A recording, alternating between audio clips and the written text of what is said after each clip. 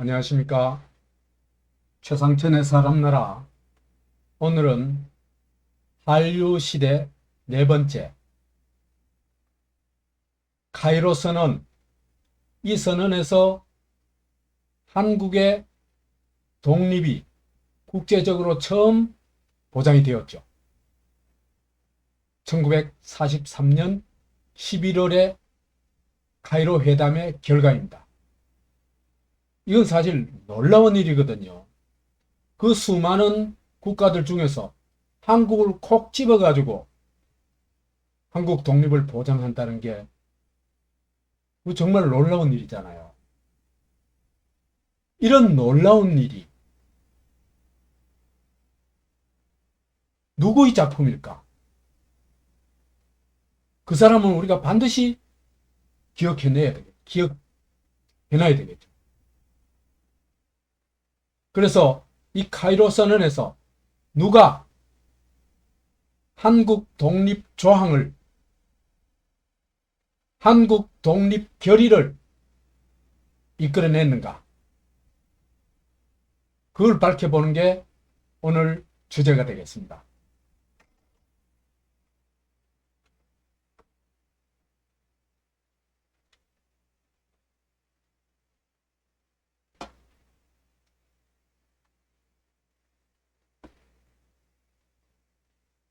이거는 카이로 회담 때 이 장제스, 루즈벨트, 처칠, 그다음에 요 옆에 여자는 장제스 부인 송미령입니다. 이 함께 카이로 회담 때 함께 찍은 사진입니다.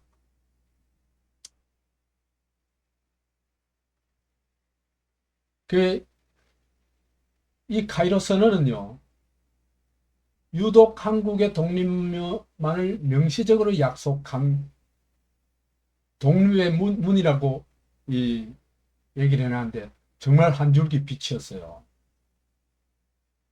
캄캄했거든, 그때. 이미 그 독립운동은 거의 아무것도 못하고 있을 그런 시기거든요. 그 다음에 한국에서는 일제의 민족 말살 정책이 어마어마하게 빠르게 시행되어 가던 그야말로 암흑의 시대였거든요. 그런데 이런 때에 어떻게 딱 한국만 찝어가지고 독립을 보장했을까? 이 정말 미스테리죠.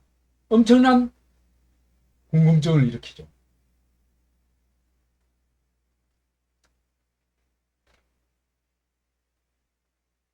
그 카이로스는 최초로 이제 한국 독립을 결의한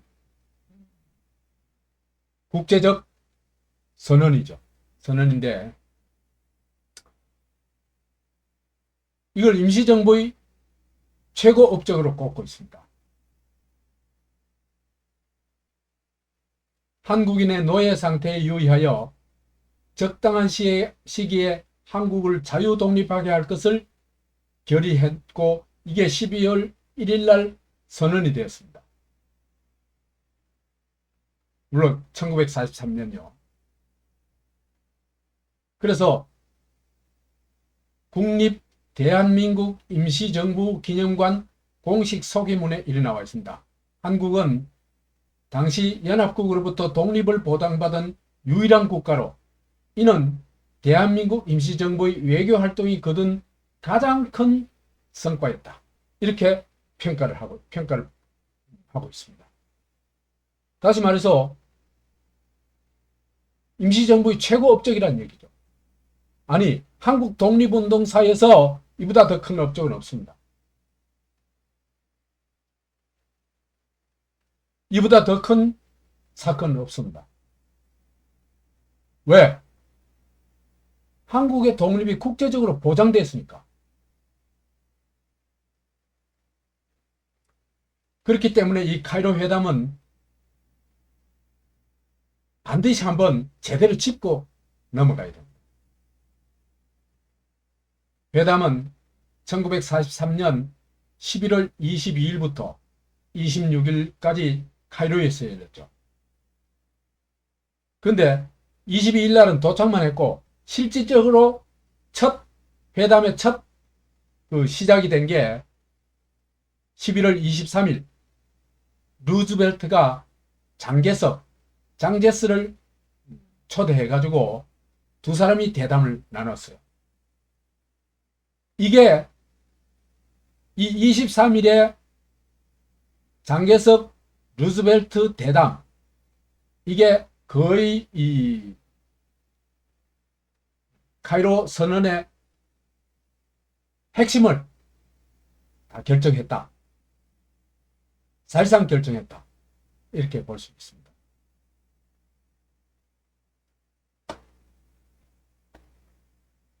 카이로 선언은 이 12월 1일 날 선언이 됐는데,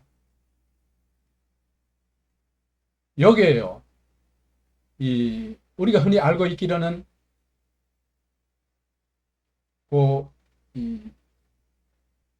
중국, 미국, 영국 세 나라가 조선인민의 노예 상태에 유의하여, 한국 인민의 노예 상태에 유의하여 적당한 시기에 한국을 자유독립시킬 것을 결정한다. 여기에 이제 한국의 독립을 보장한 구절이죠. 그런데요, 이 카이로 선언은 아주 특이합니다. 아주 특별한 사항이 몇 가지 있는데요. 첫째로는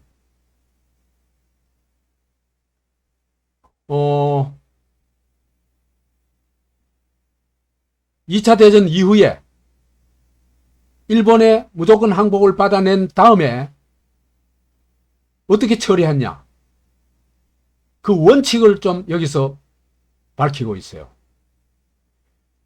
1914년 이전 상태로 회복한다는 겁니다. 그러니까 1차 대전, 1914년 1차 대전 이후에 일본이 빼앗은 땅을 전부 원상 회복한다는 겁니다. 박탈해가지고 원상 회복한다. 이게 대원칙입니다. 그러면요, 요 원칙대로만 할 것 같으면 중국은 어떻게 됩니까? 대만을 회복할 수가 없어요. 그렇죠, 그죠? 아니, 대만은 1895년도에 청일전쟁 결과 일본한테 넘겨준 땅이단 말이에요. 그래서 장개석이 이 회의에 이제 참석했는 영향도 있지만, 어쨌든 이 카이로 선언에서는 중국에 대한 배려가 있습니다. 그죠? 핵심 뭡니까? 일반적으로는 1914년 이전으로 회복하는 것이었는데, 원칙이. 근데 중국에 대해서는 청일전쟁 이전 상태로 회복시켜주는 것입니다. 그래가지고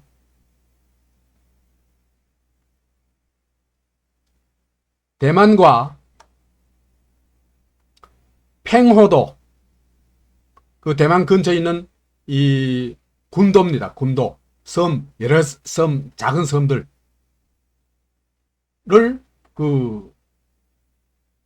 중국에 돌려준다는 것입니다. 그러니까 이건 일반 원칙하고 어긋나죠. 중국을 깊이 배려한 겁니다. 왜? 중국이 참여해가지고 이 3거도 회의에서, 카이로 회의에 참여해가지고 그걸 요구했는데 그걸 이제 들어준 겁니다. 근데요, 중국은 장제석이 직접 참여하기도 했지만 한국 대표가 참여하지도 않았는데, 한국은 중국보다 더 깊은 특별 배려를 받습니다. 그렇잖아요, 그죠? 한국이 일본에 병합된 게 언제입니까? 1910년이죠. 그러니까 1914년 이전 아닙니까? 그런데 다른 모든 나라는 제껴놔놓고 한국을 탁 집어가지고 독립을 보장해 줬습니다. 이 어마어마한 일이죠. 도대체 어떻게 이런 일이 일어날 수 있을까? 하느님이 도왔나? 누가 도왔나? 한국이 거기에 영향을 미쳤을 가능성은 하나도 없잖아요. 왜? 한국 참여하지도 않았는데. 그럼 누가 이렇게 한국을 특별 배려하도록 만들었을까? 이게 우리가 가져야 될 가장 기본적인 궁금증 아니겠습니까?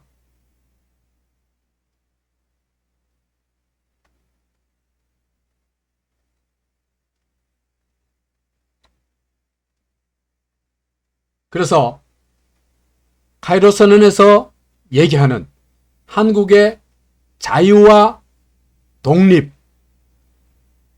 보장이죠. 그죠? 이걸 누가 이끌어냈을까?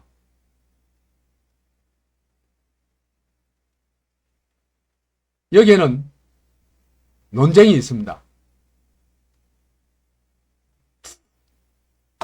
예, 동아일보에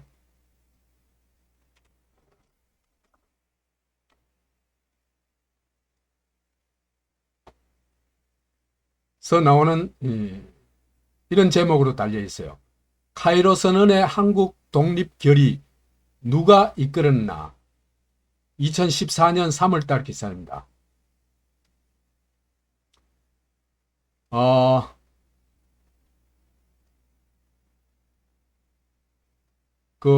요걸 조금 읽어보면요.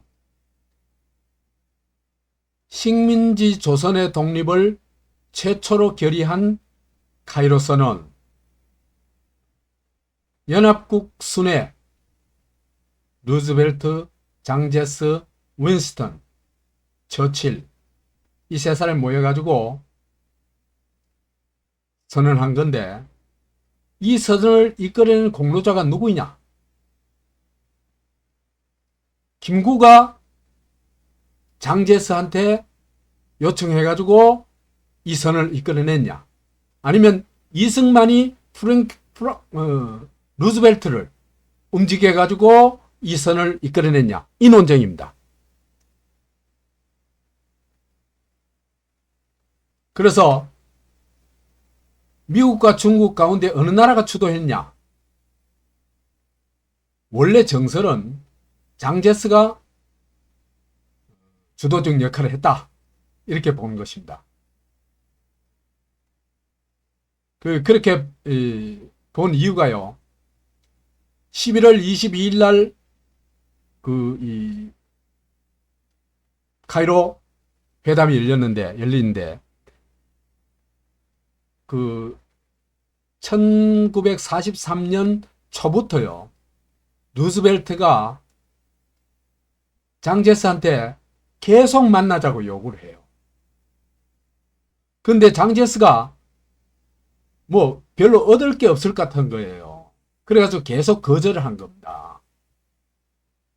거절하다가 11월 달에 만나게 된 겁니다.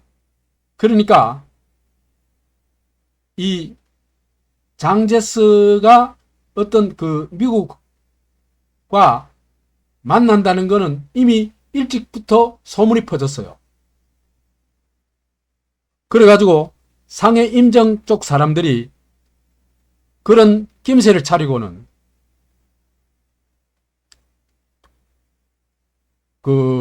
김구하고 조성하고 몇몇 임정 요인들이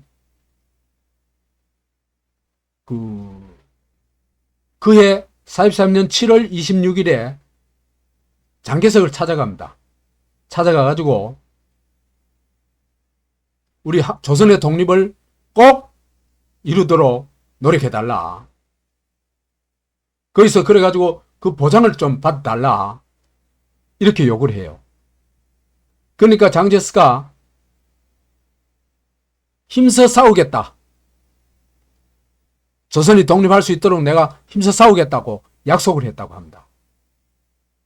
이게 임정 기록에 나와 있어요.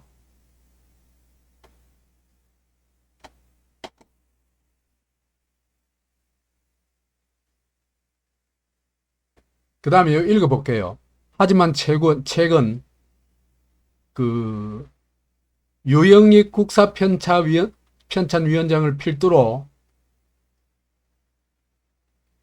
사실은 그게 아니고 루스벨트가 한국 독립에 적극적이었고 장제스는 수동적이고 소극적으로 찬성했을 뿐이라고 주장을 하면서 사실은 이승만이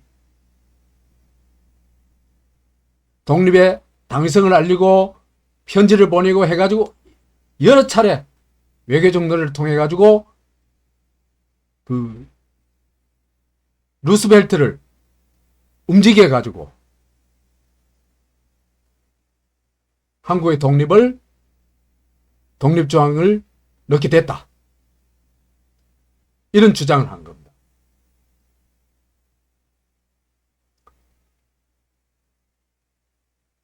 그러니까 김구와 임시정부의 요청으로 장제스가 주도했다는 설이 있고, 또 하나는 이승만의 외교 독립 운동을 통해 가지고 루즈벨트를 움직여 가지고 루즈벨트가 한국의 독립 조항을 넣는데 주도적 역할을 했다. 이렇게 보는 견해가 있는 겁니다. 자, 이 장면에서 우리가 꼭 염두에 둬야 되는 건 뭐냐면 실사구시입니다. 사실에 기초해서 그 당대에 일어났던 일들을 재구성해 가지고 진실을 찾아내는 게 바로 실사구시인데, 이 실사구시를 누가 제대로 했냐, 이걸 좀 살펴보면 되겠습니다. 그래서 김구 임시정부가 요청해서 장제스가 주도했다는 설, 이걸 제1설이라고 합시다. 1설, 장제스 주도설이라고 합시다.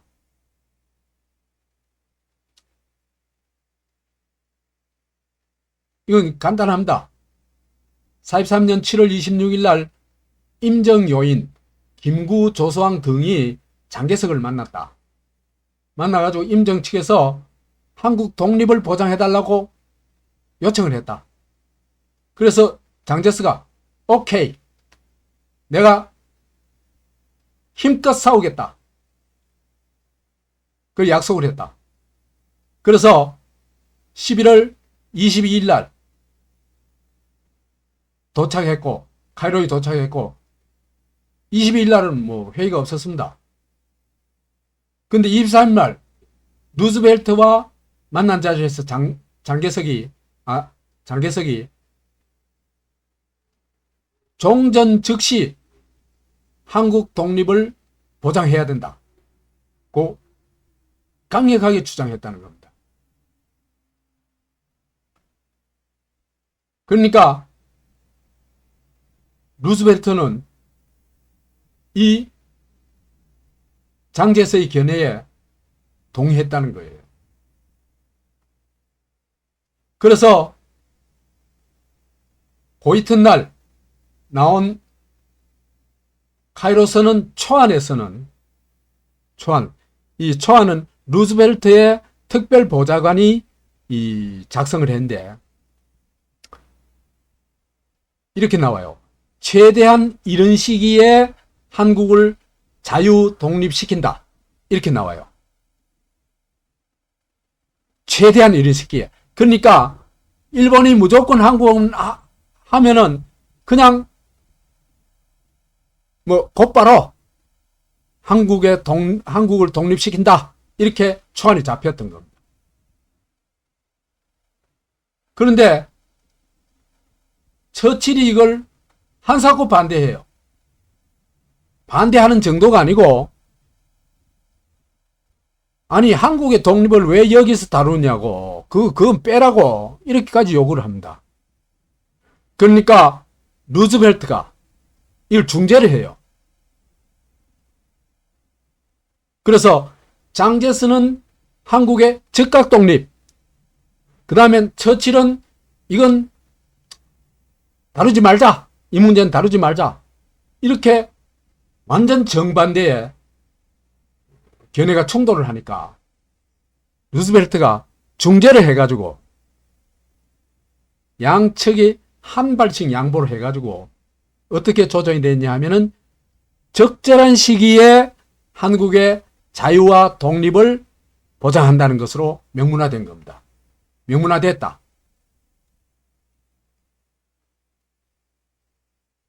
이렇게 본다면은 임시정부가 장제스에게 요청을 하고 장제스가 이 한국의 독립을 강력하게 주장을 해가지고 관철해냈다. 다만 처칠의 그 극렬한 반대 때문에 적절한 시기라는 이런 그 구절이 들어가 버렸다. 이렇게 주장하는 겁니다.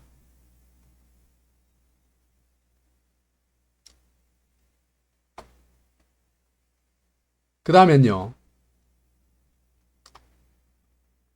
이승만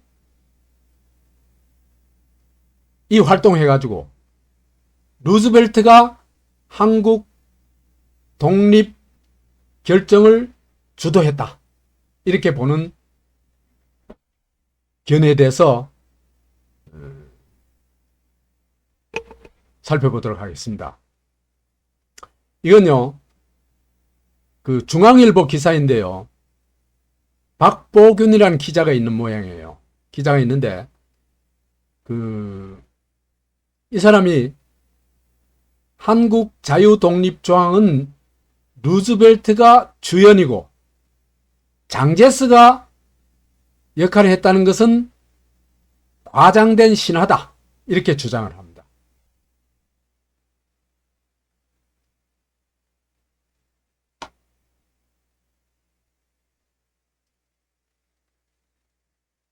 박보기는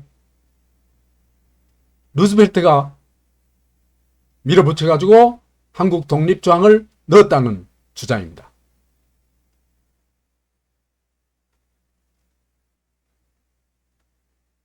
이걸 그래서 장제스가 역할을 했다는 지금까지의 어떤 한국인들의 어떤 정설이라고 할까 상식이라고 할까 이거는 잘못된 거다.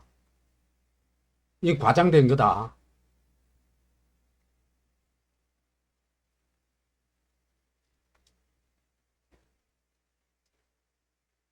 사실은 한국 문제의 연출과 주연은 루즈벨트다. 장제스는 조연이었다. 이렇게 주장을 합니다. 그러면서 쭉 설명을 해 나가는데 왜 그렇게 보는지 설명을 해 나가는데 한국 독립 문제는 의회의 만남에서 논의됐다. 23일 저녁 루즈벨트는 숙소로 장제스 부부를 초청했다. 그러면서 이제 쭉 설명을 한대요. 이렇게 설명해요. 루즈벨트는 일본 패전 뒤 중국의 영토 회복을 약속했다. 이렇게 얘기를 합니다. 그 다음에 중국에게 세계 경찰국가의 지위를 준다고 했다. 그 다음에 미국, 영국, 소련의 강대국 반열에 중국을 루즈벨트가 올려줬다. 그래서 카이로의 최대 수혜자는 장제스였다. 이렇게 얘기를 합니다. 이 얘기는 뭡니까? 이 회의는 루즈벨트가 다 결정하는 거지. 장제스는 그냥 허접이야. 어떤 결정권이 없어. 루즈벨트가 해준 대로 받아먹는 거야. 이 얘기를 하고 있는 겁니다. 만약 그런 회의였다고 했으면 장제스가 갔겠어요? 아니요. 카이로 회담이 열리는 과정을 보면요. 한 5, 6번 요청을 해요. 루즈벨트가. 장제스한테 만나자고. 왜 그러냐 하면요. 루즈벨트 구상 속에서는 뭐가 있냐 하면은 전후에 미국 혼자만 세계를 이끌고 나가는 건 불가능하다. 그래서 세계 4대 강국이 이끌고 나가야 된다고 생각하고 있었어요. 그 4대 강국이 누구냐 하면은 미국, 그 다음 미국의 파트너라고 할 수 있는 영국, 그 다음에 공산주의 맹주라고 할 수 있는 그 소련, 그 다음에 아시아의 어떤 그 대국, 큰 나라라고 할 수 있는 중국, 이렇게 4개 나라를 상정하고 있는 겁니다. 그런데 박보균이라는 사람은요, 이렇게 전부 루즈벨트가 결정권을 가지고 은혜를 베풀 수 있는 사람이고, 중국은 그 은혜를 받아먹는 사람으로만 생각을 해요. 이것 자체가 너무나 친미적인 발상이죠.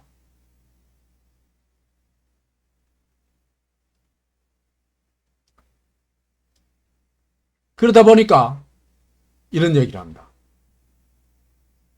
루스벨트, 장제스 만나면서 한국은 부수적으로 거론됐다는 겁니다.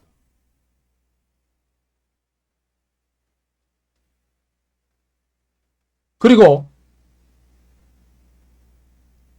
한국 독립 문제에 누가 주도했냐?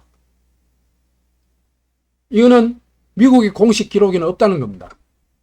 왜? 이게 비공식 만찬이었기 때문에 아예 기록도 없다는 겁니다. 미국 측에서는. 그런데 장제스는 이걸 정리해뒀다. 고 하면서 또 이런 얘기를 갖다 붙여요. 장제스의 국민당 정부는 1949년 마오쩌둥의 공산당에 패배했다. 대만으로 밀려났다. 여기 이 얘기가 왜 들어가요? 그러니까 장제스는 무력한 인물, 그냥 여기 꽂아놓은 보리자락, 그 다음에 루즈벨트가 시킨 대로 하는 사람, 이런 사람으로 묘사하고 무기력하고 무능하고 그 태형적인 인물로 지금 잔뜩 묘사하고 있는 겁니다.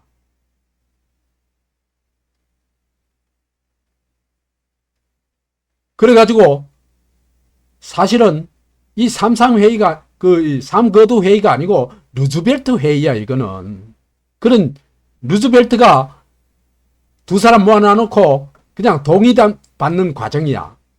이런 식으로 회담을 몰고 가고 있는 겁니다.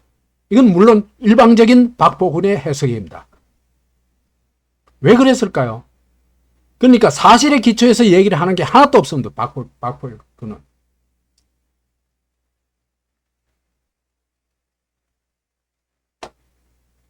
그 다음에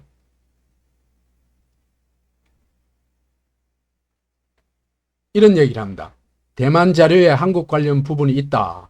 루스벨트 대통령은 한국, 인도차이나 다른 식민지역의 장래 지위에 대한 상호 이해를 같이 해야 한다는 의견을 제시했다. 그러면서 이걸 뭐로 해석했냐 하면요. 한국 독립 얘기를 루스벨트가 먼저 꺼냈다. 이렇게 얘기를 하고 있습니다. 여기 한국 독립 얘기가 어디 있습니까? 아니, 루스벨트 생각은 뭐냐 하면은 장개석 당신하고 나하고 한국과 인도차이나 이런 지역의 식민지역 문제에 대해서 의견의 일치가 필요하다. 그래서 당신의 의견을 듣고 싶다. 이 얘기잖아요. 이 얘기인데 어떻게 여기 이게 한국의 독립 문제를 루즈벨트가 먼저 꺼냈다는 얘기가 나와요. 그러니까 이거는 완전히 루즈벨트를 띄우기 위한 그냥 망상이에요, 망상. 아주 아전인수격인 해석이거든요. 그래서 장제스의 의견을 묻자 장제스 총통은 맞아. 니하고 내하고 루즈벨트 당신하고 나하고 의견이 맞아야 돼. 이게 틀리면은 우리가 합의를 할 수 없잖아. 그래 오늘 저녁에 합의하자. 근데 내 의견은 이거야. 하고 이렇게 말합니다. 한국의 독립을 허용해야 된다. 이거예요. 그 다른 자료에 보면요. 한국의 독립을 즉각 허용해야 된다. 여튼 일본이 패망하게 나면 즉각 허용해야 된다고 강조하고 있습니다.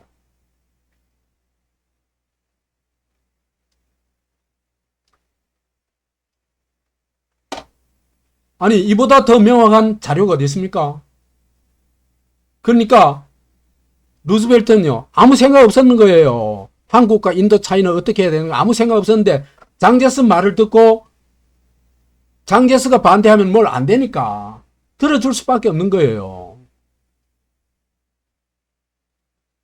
그래서 중국 기록도 한국 독립 문제에 대해서 총통은 특별한 노력을 경주했고 루즈벨트에게 우리의 주장을 찬조해달라고 요구까지 했다는 겁니다. 그게 기록으로 남아있어요. 근데 왜 이걸 부정하죠? 박복이라는 사람, 유영이라는 사람. 왜 그 루즈벨트가 주장했고 이승만이 이 독립조항을 만들어냈다고 주장하는 사람들은 이 엄연한 자료가 있는데도 이걸 부정해요. 이상하죠?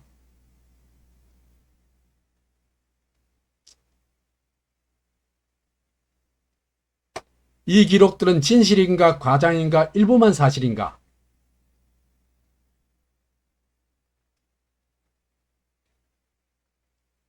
그래가지고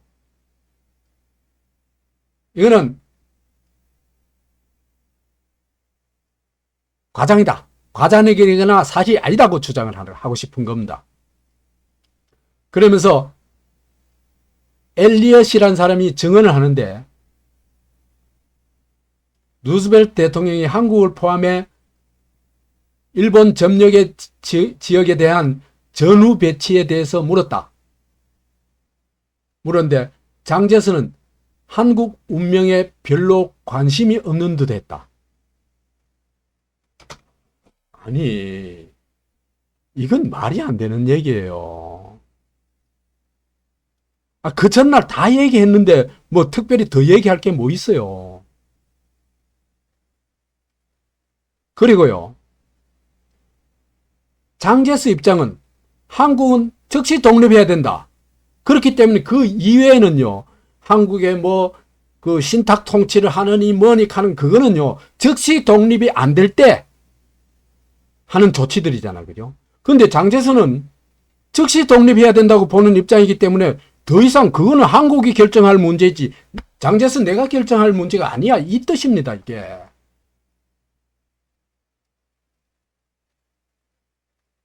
그러니까 엘리엇은 장제스를 전혀 이해를 못한 겁니다. 장제스가 왜 한국 이 전후의 한국 문제에 대해서 별 관심이 없었는지. 왜? 한국이 독립하면 되는데 그 독립시켜주면 끝인데 무슨 우리가 그걸 가지고 이러쿵저러쿵 얘기하냐 이겁니다.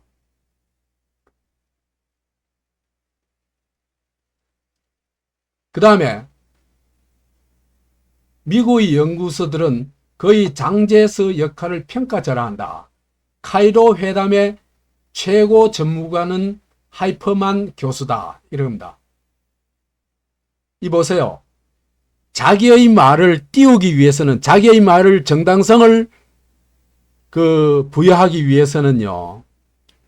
하이퍼만이라는 사람을 카이로 회담 최고 전문가라고 완전 띄우는 거예요. 이런 게 사기꾼들이 하는 짓입니다. 이거 완전 사기예요.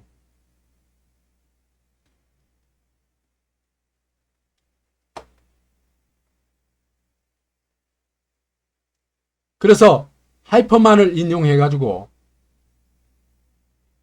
카이로 선언의 한국의 전후 운명에 대한 언급이 포함된 것은 부가물이다. 그러니까 아주 본질적인 문제가 아니고 아주 부차적인 문제라는 겁니다. 아니, 아주 부차적인 문제가 어떻게 그 짧은 카이로 선언 안에 들어가요? 말이 안 되는 얘기를 하고 있잖아요. 하이퍼만이 어떤 사람인지 모르지만 이 사람 엉터리 학자예요. 내가 볼 때는 말이 안 되는 얘기를 하고 있어요. 아니, 사담이고 그 다음에 부가물에 불과한데 그게 어떻게 그 짧은 이 카이로 선언에 명시적으로 한국의 자유와 독립을 보장하는 그로 명문화돼요. 말이 안 되는 얘기잖아요.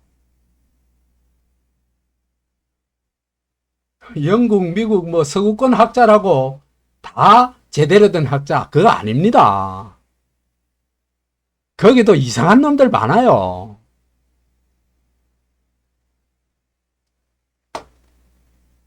그러면서 루즈벨트와 장제스의 사적 대화에서 논의됐다는 겁니다. 그리고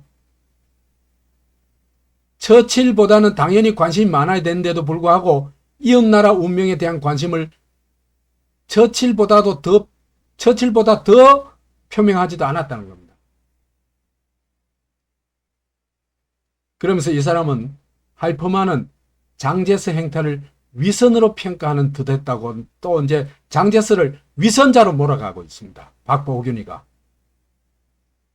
참 대단한 사람이죠. 이 사람. 무슨 근거로 가는지.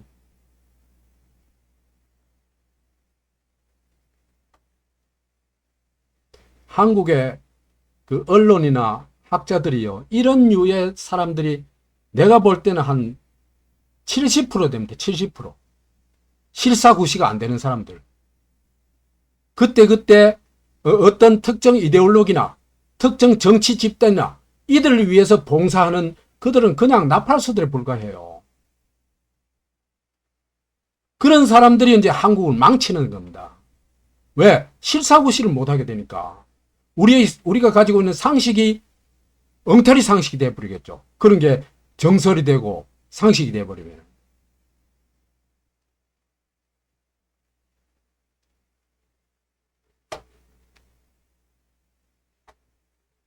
그래서 여기서부터는 또 한 걸음 더 나갑니다. 장개석이 종주권 욕망을 가지고 있을 때, 종주권. 청나라 시대 때 이 조선에 대해서, 조선왕국에 대해서 청이 종주권을 행사했죠. 그렇죠.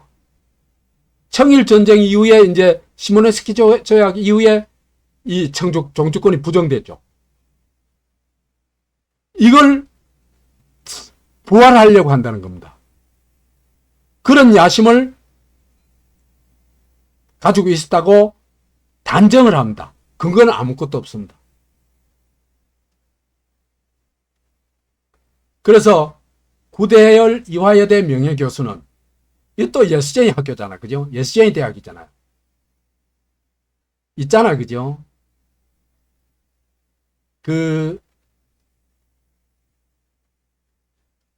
자기가 소속한 집단, 그 집단의 눈치를 보고 고개 맞추는 건 그건 학자가 아니에요.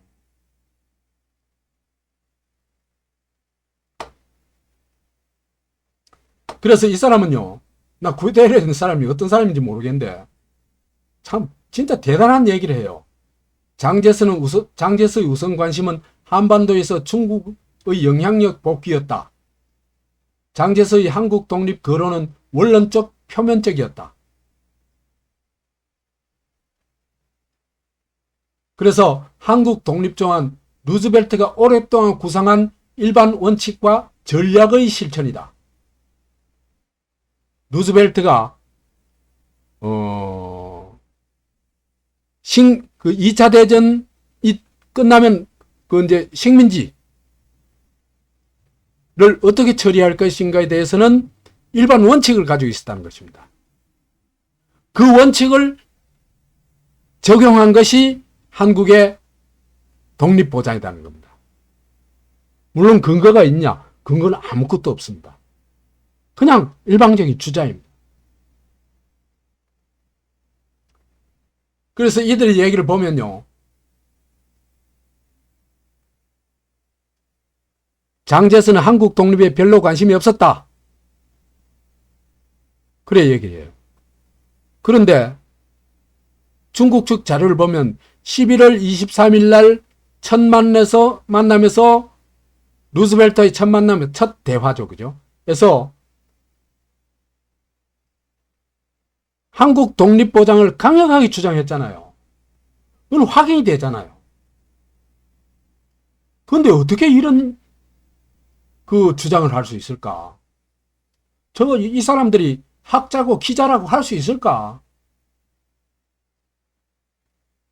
도저히 이해할 수 없는 주장을 하는 겁니다.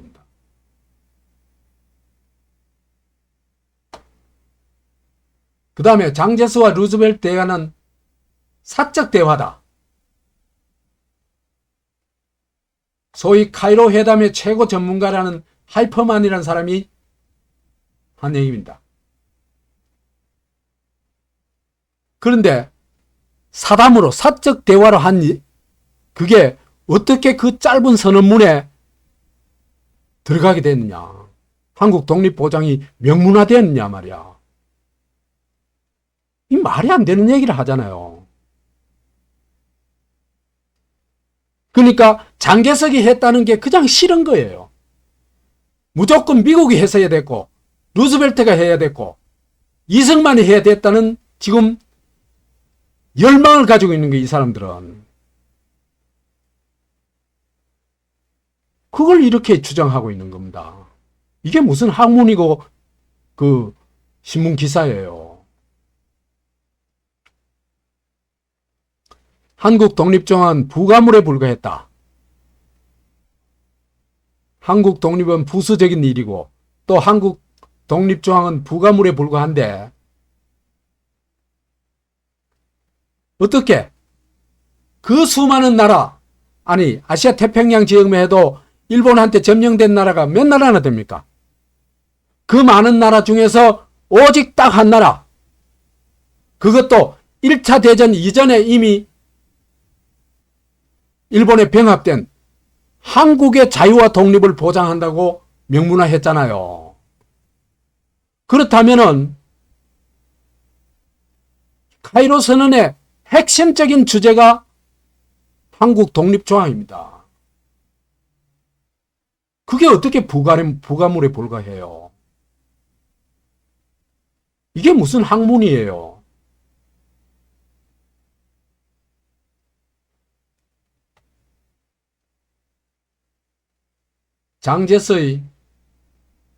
그래서 장제스가 사실은 독립을 주장한 게 아니고 정말 나쁜 야망을 가지고 있다.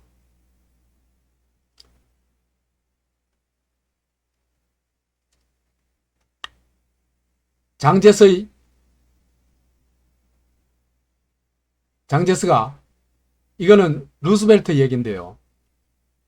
만주와 한국을 재점령해서 청일전쟁 이전 질서를 회복하는 것. 이게 장제스의 야망이라는 겁니다. 그래서 루스벨트가 이런 얘기를 합니다. 장제스는 전날 있었던 토의 내용에 대해 매우 만족하던 한 듯하다. 중국이 만주와 한국의 재점령을 포함한 광범위한 야심을 갖고 있는 것은 의심할 여지 없다. 이렇게 얘기를 합니다. 그 다음 또 이 사람의 주장을 또 마저 읽어볼게요. 한국 재점령에 대한 광범위한 야심, 그것은 치명적인 의문을 던진다. 이 박보균이 쓴 글입니다. 장제스가 한국 독립저항을 이끌었다는 믿음과 상식을 무너뜨린다. 그것은 김구의 임정에 대한 배신이 아닌가. 야심은 천일전쟁 이전 질서로의 복귀다. 청일전쟁 이전까지 중국은 수천 년 한반도를 성령으로 취급했다. 이래 얘기를 합니다. 야, 이런 게 이제 그 악마화고 마녀사냥입니다. 증거는 하나도 제시 안 해요. 근데요, 장제스는요, 청나라 황제가 아닙니다. 중국이요, 어설퍼 보여도요, 1911년에 우리보다 훨씬 일찍 신의 혁명을 일으켜가지고 공화국을 만든 나라예요. 그게 중화민국 아닙니까? 그리고 장제스는 그 중화민국 총통이고요.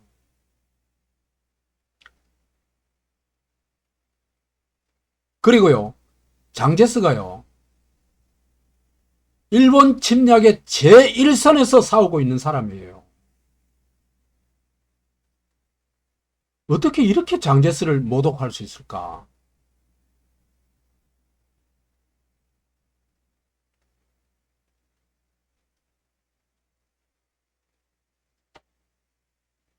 아까 그 중국 사료에서 분명히 나왔잖아요. 장제스가 23일 날 루즈벨트 만나가지고 이 한국 즉시 독립해야 된다고 주장했다고. 근데 그거는 없는 일인 것처럼 취급해요. 그러면서 임정을 배신했대요. 뭘 배신해? 이따 보겠지만요. 임시정부는요, 솔직히 얘기해가지고요, 장제스의 도움 없이만 존립할 수가 없었습니다. 장제스는요, 한국 독립의 은인이에요. 그런데 미국을 띄우기 위해 가지고, 기독교를 띄우기 위해 가지고, 이런 말도 안 되는 미국 띄우기, 장개석 죽이기를 하고 있는 겁니다. 이게 날조선동이에요. 한국의 좌파나 우파나요, 실사구시가 안 되는 건 너무나 슬픈 현실입니다.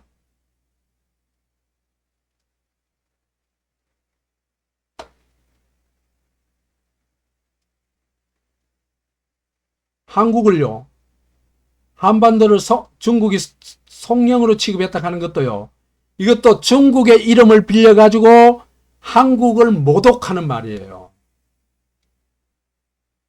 한국이 중국의 속령이었던 적은 한 번도 없어요.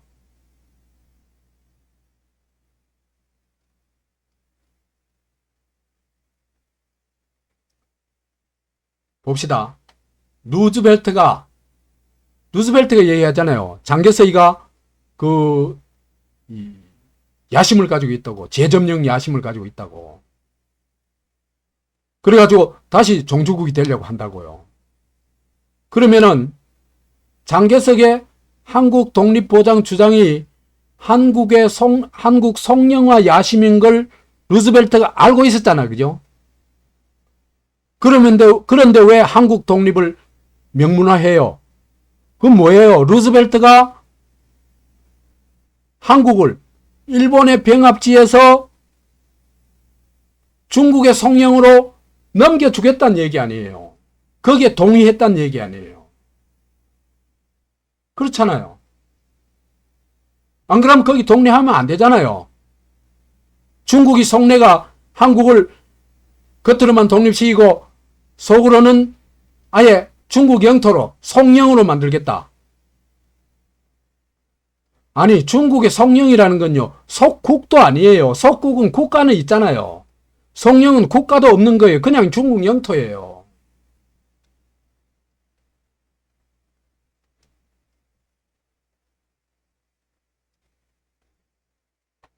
무시간 정도가 아주 악의적이에요. 이게 한국 우익들의 문제예요. 근데 한국 좌익도 마찬가지예요. 좌익은 북한 보면 알잖아요. 이보다 더 심하잖아, 북한은. 에? 독립운동은 김일성이 혼자 다 했잖아요.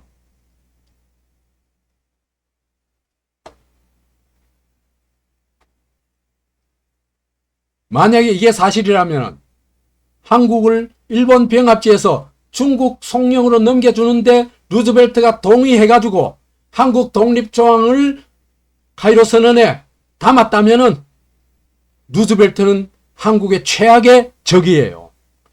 그렇잖아요. 고종 이완용 외놈보다 더 나쁜 놈이에요.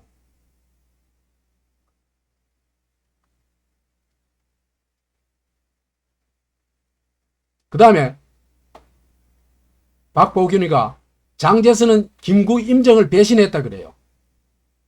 뭘 배신했다는 건지 내용은 아무것도 없잖아요.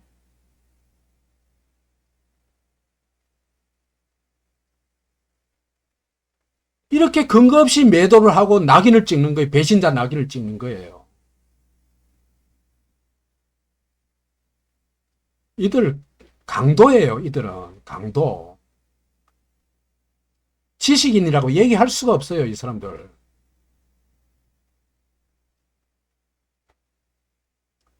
그래서 이 사람들이 나온 결론이 뭐냐면 한국의 독립정한 루즈벨트가 구상한 일반 원칙을 실천한 것이다. 루즈벨트가 아주 오랫동안 구상한 일반 원칙이라는 게 있대요. 그걸 실천해가지고 한국을 카이로 선언에서 독립을 보장한다고 해준 거예요. 해줬다는 거예요.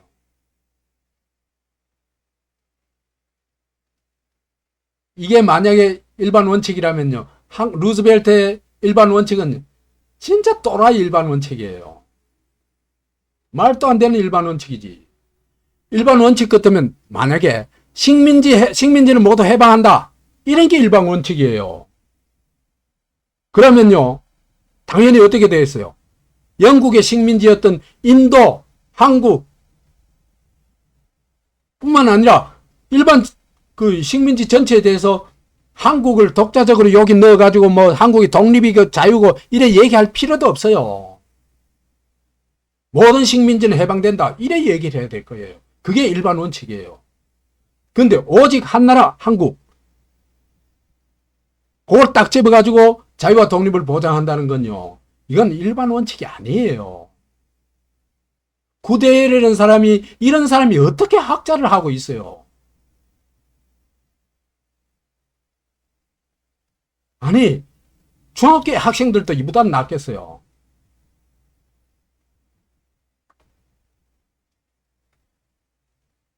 그 다음에 주장만 있지 증거는 없습니다.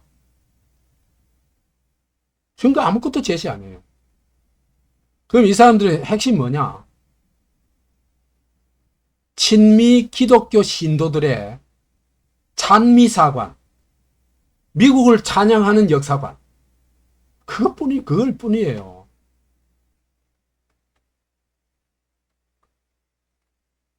이승만이 루즈벨트가 주도했다는 건 순 엉터리죠. 그 다음에 이승만이 루즈벨트를 움직였다 하는 건 그것도 역시 엉터리겠죠. 근데요, 박보균이라는 사람이 얼마나 황당한 소리를 하냐, 요거 한번 읽어봅시다. 이승만과 김구의 독립 열정과 전략은 감동적이고 치열했다. 1943년 7월 김구는 장제스를 면담했다. 장제스는 한국 독립의 관철을 위해 노력할 것을 약속했다. 역쟁한다고 했죠. 그죠? 힘껏 노력하겠다. 힘써 싸우겠다 했죠. 그해 5월 이승만 루즈벨트에게 편지를 보냈다. 일본 팽창주의를 저지할 민족은 한국뿐이라고 역설했다. 장제스는 김구의 염원을 제대로 반영하지 않았다. 이게 무슨 소리야? 이 아무 사실 근거 없이 주장하잖아요. 사실하고 정반대로 얘기하고 있잖아요. 그렇잖아요. 아니 11월 23일 날 장제스가 한국 독립을 주장하지 않았다면 절대로 카이로 선언에 한국 독립 보장은 나올 수가 없습니다. 그런데 이런 소리를 하고 있어요. 장제스가 마치 김구를 배신한 것처럼.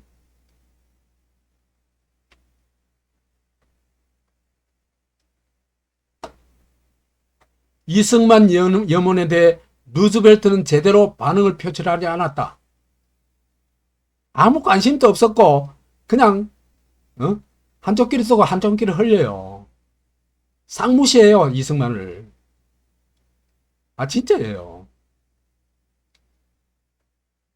그래서 이 사람이 국제정치는 강대국의 국익 경연 무대다, 이렇게 얘기를 해요. 물타기 하는 거죠. 그죠? 그런데 그러면 이승만의 외교 독립론이 루즈벨트에게 영향을 끼쳐가지고 루즈벨트가 한국의 독립을 보장한데 그 주도적 역할을 했다는 얘기는 증거가 전혀 없습니다. 그냥 일방적인 주장일 뿐입니다. 그 다음 물타기 왜곡을 해요. 김구의 염원을 장제스가 외면했다. 그 다음에 이승만의 편지를 루즈벨트가 외면했다.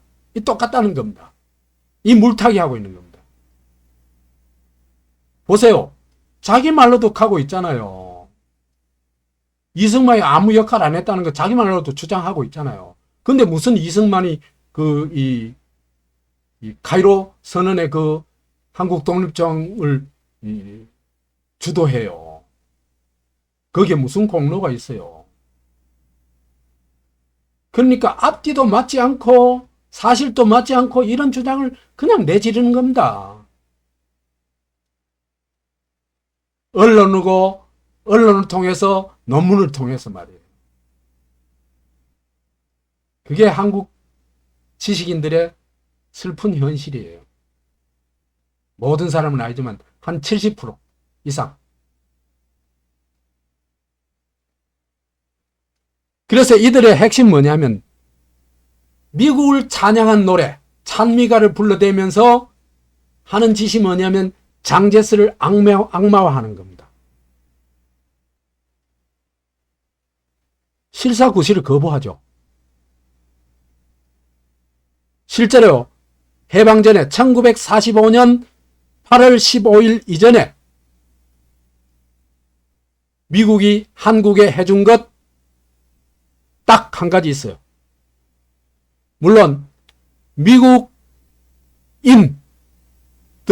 이 선교사들은요, 훌륭한 사람들 정말 많았어요. 그건 인정해요.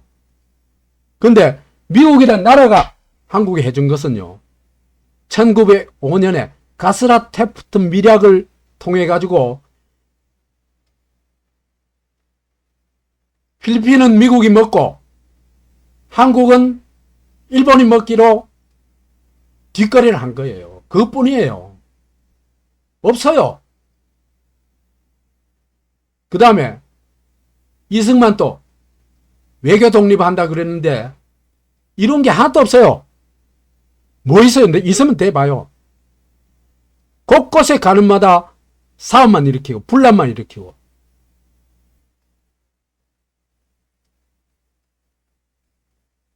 그리고는 아무 근거도 없는 루스벨트 이승만 주도서를 유포하고 선동하는 역할을 하는 겁니다. 근데요, 아이러니하게도요, 이승만은 자기가 그런 일을 했다고 입에 내지를 못해요.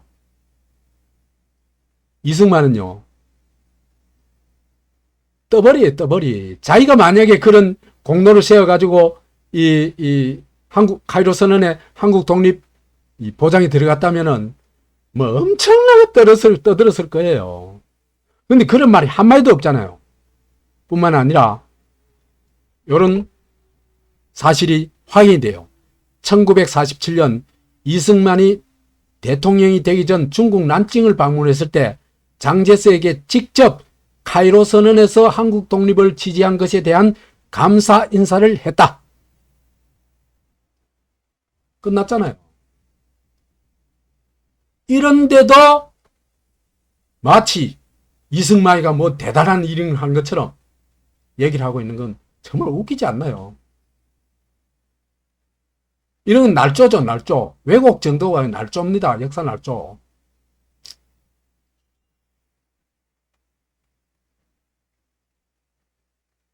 중화민국 장제스를 왜곡 날조한 겁니다.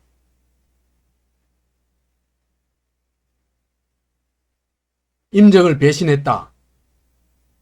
야심은 청나라 이전 질서로 복귀하는 거다. 그래서 한반도를 수천 년 동안 성령으로 취급했는데, 그러면 청나라 이전 질서로 돌아간다는 건 중국이 한국을 성령으로 삼으려는 야심을 가지고 있는데 장제스가 그렇다는 거죠. 그렇죠? 어떻게 이런 주장을 할 수 있을까?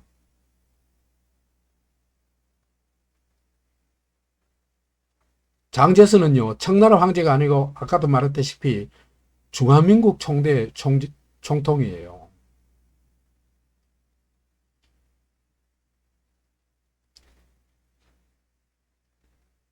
이 보세요. 중국이 한국을 수천 년 성령 취급했다. 성령 취급했다는 건 뭡니까? 국가로도 인정 안 했다는 얘기입니다. 외지에 있는 자기 땅, 영토로 보고 있다는 겁니다.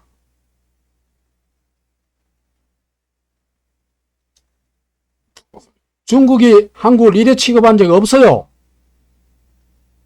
그러니까 중국을 악마와 악당하게 얘기하자는 이런 식으로 날조를 하는 겁니다.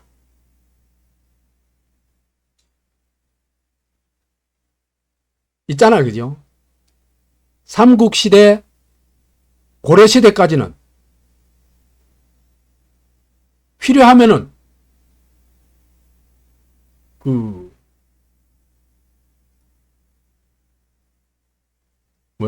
황제 칭호도 사용하고 연호도 사용하고 했어요. 근데 조선시대 오니까 이 워낙 중국이 이제 이 뭐라고 할까, 주변 국가들을 소위 기미 정책이라고 합니다. 말하자면 중국의 통치 질서에 따르지 않으면은 엄청난 보복을 해야 되니까 조공 국가가 될 수밖에 없었어요.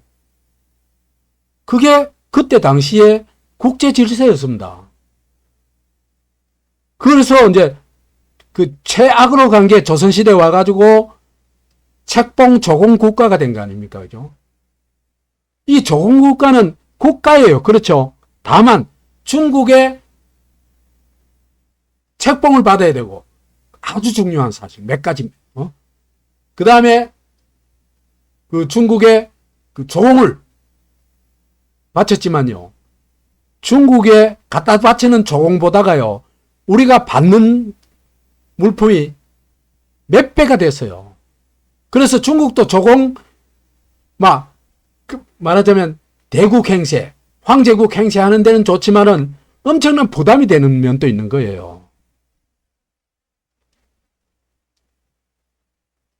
그 여튼 기껏해야 조공국가가 된 건데 이걸 수천 년 성령 취급을 했다는, 이게 얼마나 역사 비하합니까?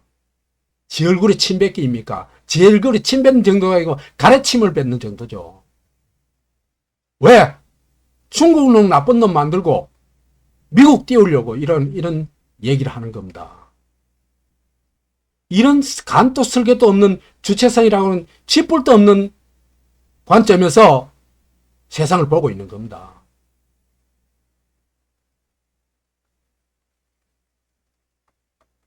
그로는 중화민국 장제스가 송영화 여명을 가졌다고 근거 없이 단정하는 겁니다.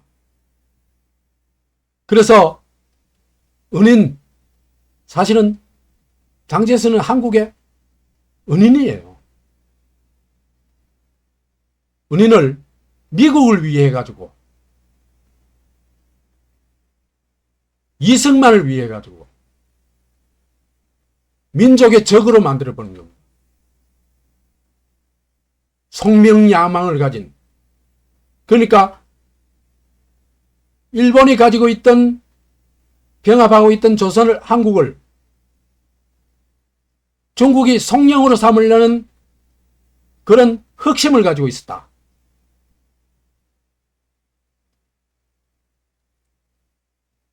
그 다음에 장제스를요, 임정 배신자로 몰아요. 참 대단한 사람이다, 박보균 또. 어떻게 이런 얘기를 할 수 있을까? 난 정말 가슴이 답답해요. 자기를 살려준, 임정을 살려준 게 장제스입니다.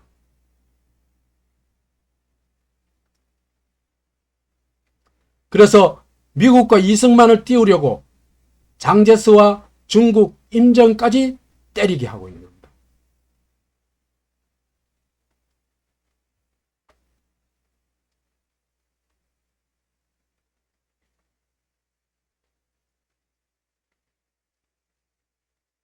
그래서 결국 중華民国장제스를 악마화하고 있다. 우선요, 전근대 중국의 황제체제하고 소위 중화사상에 기초한 황제체제하고 중화민국이라는 이 공화국체제하고는 근본적으로 달라요. 그 다음에 송영 야욕이 있다, 김구와 임정을 배신했다, 이런 말은요, 근거도 아무것도 없는 악랄한 모함이에요. 왜? 중국과 장제스를 악마화하기 위해서 그런 겁니다. 무섭죠? 루즈벨트, 이승만 주도설 가는 게 깊이 파고 들어가니까 무섭죠? 그렇죠, 그죠?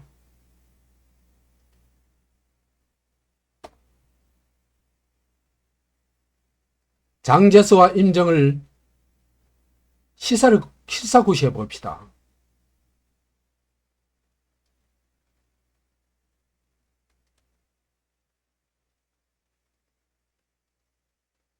KBS 보도예요. 2010년 10월 7일 보도인데, 장제스 전 중화민국 총통이 백범, 김구 선생 등 한국의 임시정부에 거액을 지원한 사실이 그의 일기를 통해 확인됐다.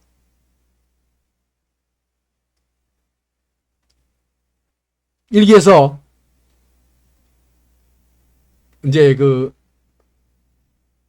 일기는 대외비인데 비밀인데 이걸 어떤 교수가 손으로 필사를 했대요. 뺏겨가지고 밝힌 건데, 1945년 11월 4일 장제스는 김구 선생에게 1억 5천만 프랑과 20만 달러의 자금을 기쁜 마음으로 지원했다고 일기에 적었습니다. 그러면서 장제스가 우리 중국 정부는 가난하기는 하지만은 이때 있잖아, 국공내전 할 때잖아, 그죠? 그렇잖아, 그죠? 그러니까 전쟁 치는데 전비에 다 쏟은데, 가난하기만 하지만 그러니까 대한민국 임시정부에게 어찌 후하게 하지 않을 수 없겠는가가 아니겠죠. 않을 수 있겠는가겠죠. 그래서 45년 10월 18일에는요. 김구에게 1억 위안을 줬다고 쓰고 있습니다. 당시 1억 위안은 미화 500만 달러 정도래요. 그리고 앞에 말하는 20만 달러가요. 지금 돈으로 환산하면 한 30억 된대요. 이런데 임정을 제대로 안 도와줬다고요? 김구를 배신했다고요? 이게 인간이 할 소리입니까?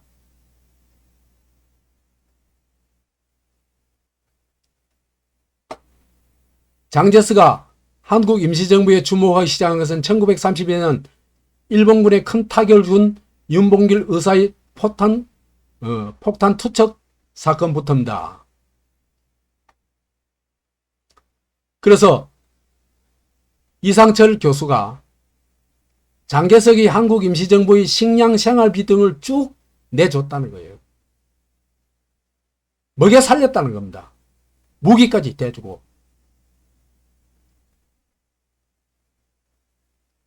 장제스는 또 제1차 카이로 회담에서도 한국의 완전 독립과 자유를 지원했고 미국 루즈벨트 대통령의 지원을 이끌었다고 자신의 일기에 밝혔습니다.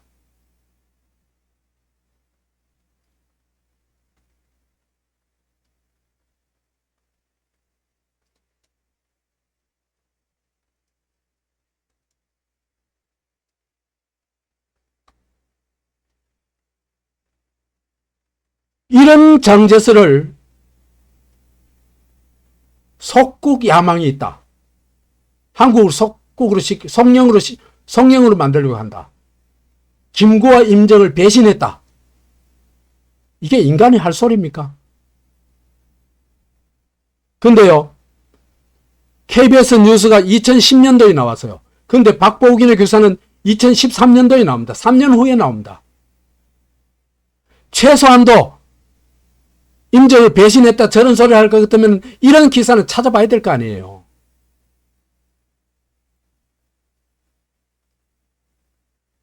이렇게 누가 배신한 거예요? 이런 사람이 장제스를 배신한 겁니다. 내가 장제스 편이 아니에요. 실사구시하자는 거지.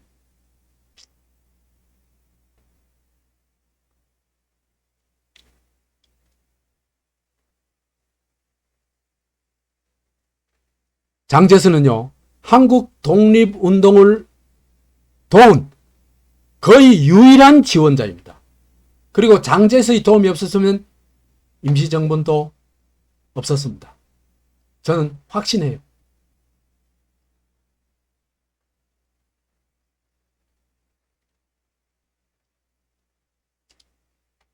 객관적으로 이해해보자. 왜 장제석이 한국의 독립을 주장하고 그걸 관철해냈는가? 이걸 객관적으로 이해해야 됩니다.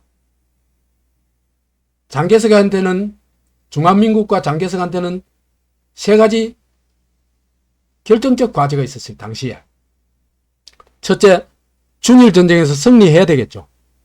그건 초미의 관심사입니다. 첫 번째 과제입니다. 그 다음에 일본한테 빼앗겼던 영토를 다 청일전쟁 이전으로 회복해야 되겠죠. 아까도 얘기했다시피 1차 대전 이전으로 돌아가면 대만은 돌려받을 수가 없습니다. 그렇기 때문에 루즈벨트도 여기에 대해서 양해를 했죠. 그 다음에요. 일제가 병합했던 한국은요. 한국의 독립이 중화민국과 장개석한테는 절대적으로 필요한 겁니다. 장개석이 임시정부를 지원하고 해준 것도요, 대일 항전에 같이 싸웠다는 얘기예요. 그래, 같이 싸웠잖아요. 그렇잖아요. 그죠? 왜 중화민국에게 전후 한국 독립이 엄청나게 중요하냐? 한반도가 일본 영토로 남으면은 이거는 중국으로서는 중국의 목을 겨누는, 한반도가 중국의 목을 겨누는 일본도가 되어버립니다. 무시무시한 겁니다. 일본이 어떤 나라입니까? 그러니까 이건 한반도가 일본의 영토로 남아있는 건 중국으로서는 절대로 받아들일 수 없는 겁니다. 옛날부터 그래서 중국 사람들이 좋아하는 게 순망치안이라고 그러잖아요. 입술이 없어지면은 이가 시리다고. 한반도가 그죠? 일본의 침략을 막아주는 방파제 역할을 하고 있는 거예요. 중국의 입장에서 봤을 때. 보세요. 임진왜란 때 정명가도 명나라 칠 때니까 길을 비켜달라 그랬죠. 길을 내달라 그랬죠. 빌려달라 그랬죠. 청일전쟁, 만주침략, 중일전쟁 다 한반도 루트잖아요. 한반도 루트. 근데 한반도가 일본의 영토가 되어 있는 걸 용납할 수 있겠어요? 절대로 용납할 수 없습니다. 그래서 중화민국에 있어가지고 지금의 이 중화민국 입장과 지금의 중국 공산당, 중화인민공화국하고는 입장이 전혀 다릅니다. 그래서 이때 당시에 중화민국과 한국의 우호관계는요, 중국한테는 굉장히 중요한 거예요. 중국 안보의 절대과제라고 할 수 있습니다.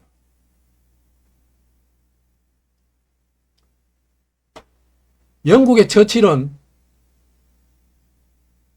아니 식민지가 독립하면 재앙이겠죠. 동아시아 수도 인도는 뭐 남아시아지만 인도 버마 이런 데도 독립을 해야 되겠죠. 만약에 루즈벨트의 일반 원칙이 그 카이로 선언에 담겼다면 어떻게 되겠습니까? 인도 버마 다 독립시켜야 되겠죠. 그렇죠. 그 다음에 처칠은요, 동양에 관심이 하나도 없어요.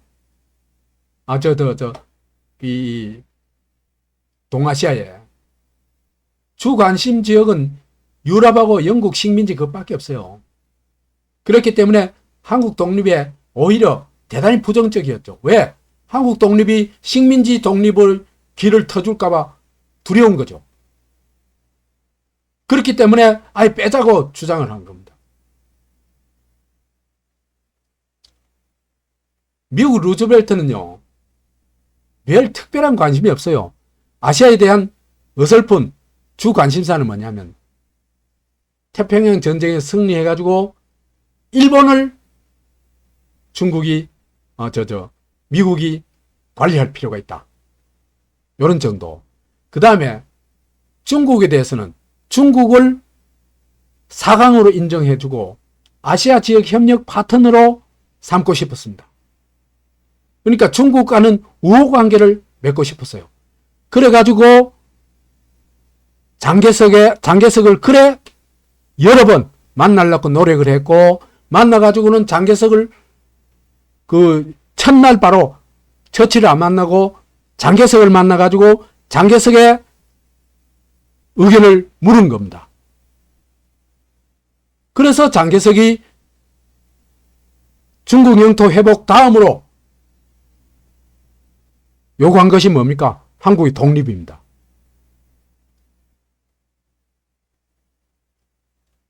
한국에 대한 기본 생각은요, 우선 한국은요, 독립 능력이 없다고 생각했어요. 그래가지고 신탁 통치해야 된다고 생각한 사람이에요, 루즈벨트는. 이런 사람이 무슨 즉시 독립을 주장해요?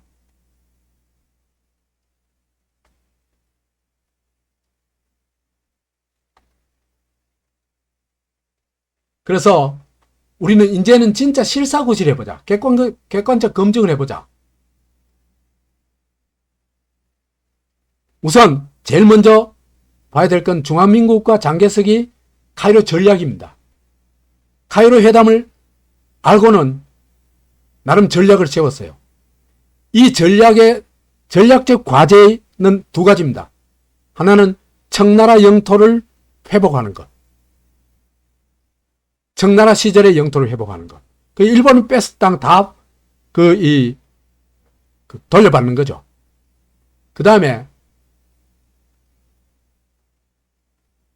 일본을 한반도에서 퇴출시켜 가지고 안전을 방파제를 확보하는 것. 그게 한국의 독립입니다. 그래가지고 카이로 회담이 열리기 전에 상당히 그 충분한 준비를 해요. 뭘 요구할 건지 딱 정리를 합니다.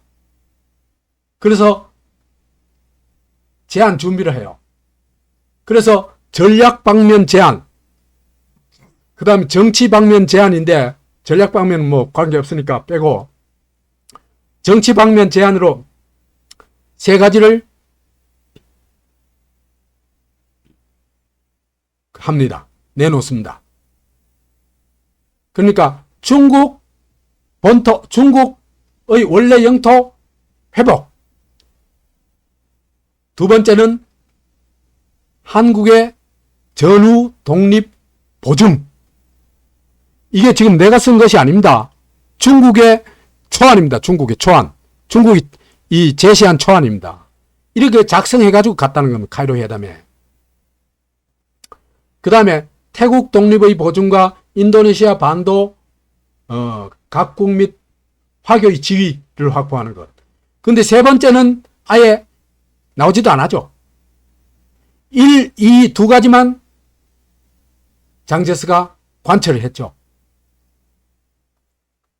그래가지고 첫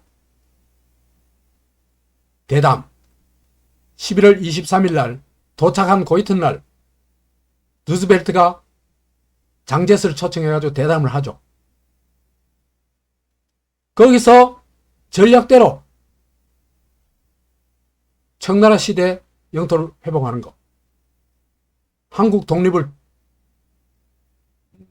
보증하는 것, 이 두 가지를 장제스가 루즈벨트한테 요구합니다. 루즈벨트는 중화민국을 세계 4강의 파트너로 생각하고 있으니까 장제스에게 의견을 물었고 장제스가 그 주장을 하는데 그걸 동의 안 할 수가 없겠죠. 뭐 동의 안 할 이유도 없고요. 그래가지고 루즈벨트가 그걸 수용합니다.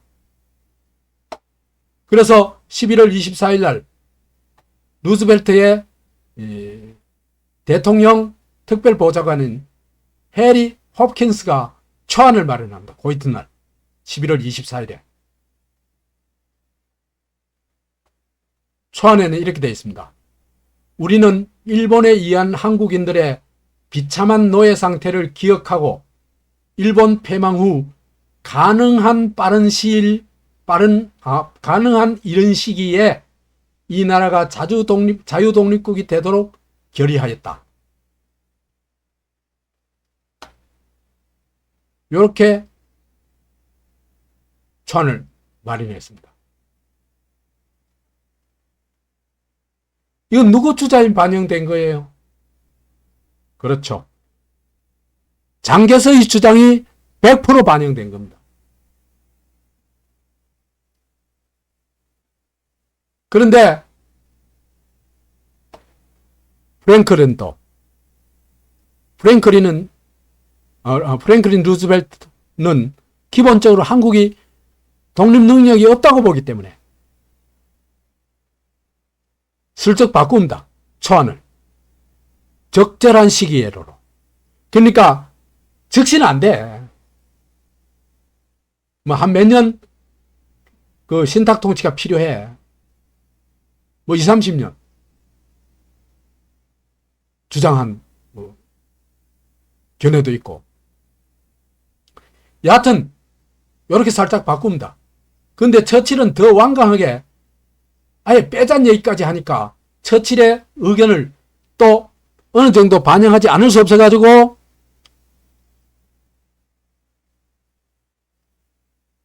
카이로 선언에 나온 대로 3대 강국은 한국 국민의 노예 상태에 유념해 적절한 절차를 거쳐, 예를 들면 신탁 통치라든지 뭐 분할을 한다든지 뭘 하든지 이런 절차를 거쳐가지고, 그건 또 강대국끼리 저희가 결정하겠죠. 그죠? 그 다음에 한국이 자유롭고 독립적으로 될 것을 결의한다 이에요.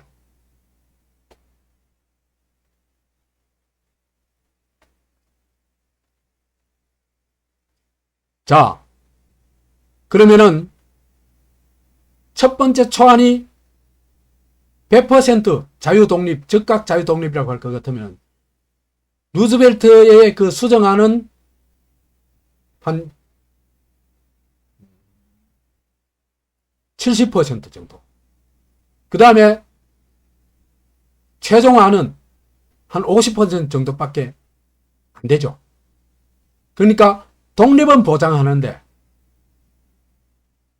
그 과정은 또 우리가 한번 다시 결정해야 돼. 이 얘기입니다. 그러나 어쨌든 독립이 보장된 건 사실이죠.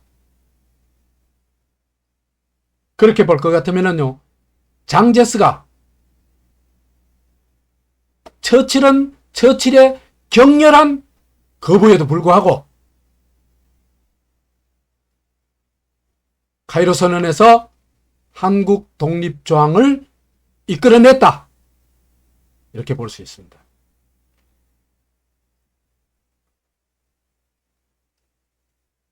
그래서 장개석이 아니었으면 카이로 협상에서 한국 문제가 의제로 채택됐을 가능성도 하나도 없다. 0%다. 그 다음에 장개석이 강력하게 주장했기 때문에 수많은 식민지, 점령지, 병합지 중에서 유독 딱 한 나라, 한국의 독립을 카이로 선언에서 보장하는 거다. 이건 누구의 고의입니까? 99% 장제석의 고의입니다.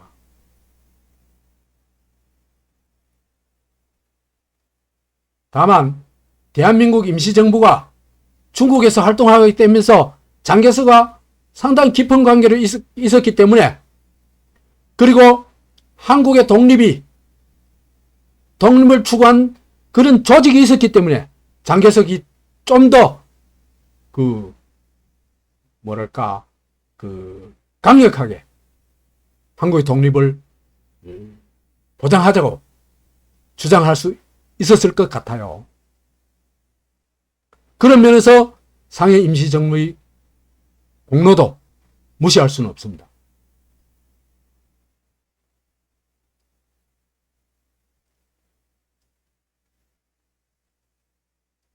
루즈벨트는, 그래도 루즈벨트가 고마운 면이 있어요. 처칠 말을 듣지 않고 그래도 장제스의 말을 상당 정도 수용해가지고 독립을 보장했다는 것. 말하자면 독립의 빛을 꺼뜨리지 않았다는 것. 희망을 꺼뜨리지 않았다는 것. 그것도 루즈벨트의 역할이라고 볼 수 있습니다. 그런데 이승만의 역할은 아무것도 없습니다. 증거가 없습니다. 카이로 선언에 어떤 기여를 했다는 증거가 하나도 없습니다. 그렇다면은 카이로 선언에서 한국의 독립이 보장된 것, 이것은 장제스 연출의 장제스 주연이고 김구와 루즈벨트는 조연 역할을 한 역사 드라마였다. 이렇게 볼 수 있을 것 같습니다. 마치겠습니다.